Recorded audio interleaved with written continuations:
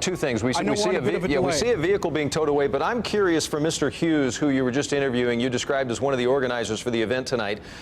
Can you ask him if he's still around? Was there any indication of any kind of threat before the event tonight? Yeah, a lot of people were asking that same question earlier, Doug. I'll ask it again, Mr. Hughes. They're asking, was there any indication earlier today that there may have been some sort of a threat, some sort of a warning that something like this might have happened during today's event?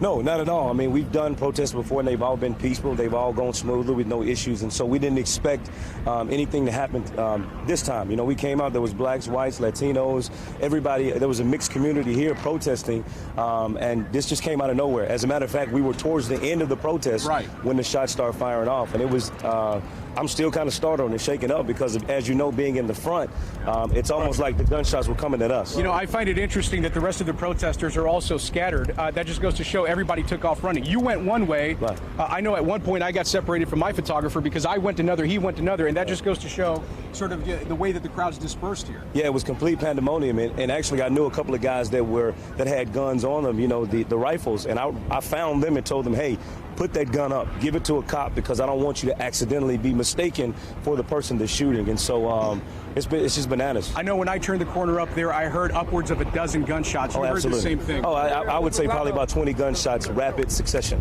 Did you see police returning fire, or was it all gunshots coming in our direction? So because I have a couple of guns and I shoot, I know that it was handguns, the police shooting handguns, and whoever was shooting had an assault rifle. And because you could tell the difference, it was one big shot and then a couple of shots returned by the police officers. Let me ask you this: I saw fire rescue on the scene a little bit ago, but at this point, no indication of anybody hit or injured. Do you know of anyone? I haven't seen it. Well, again, it hasn't been confirmed, but I was told by someone close that they think maybe a police officer was shot. Okay. I'm getting it right now. Okay, is that what? They said that 2 police officers were shot. It's on the news right now. Yes, so 2 police officers were shot. So those are unconfirmed reports that we're going to work to confirm for you out here. But again, a lot of folks out here getting their information through social media as well, word on the street as well.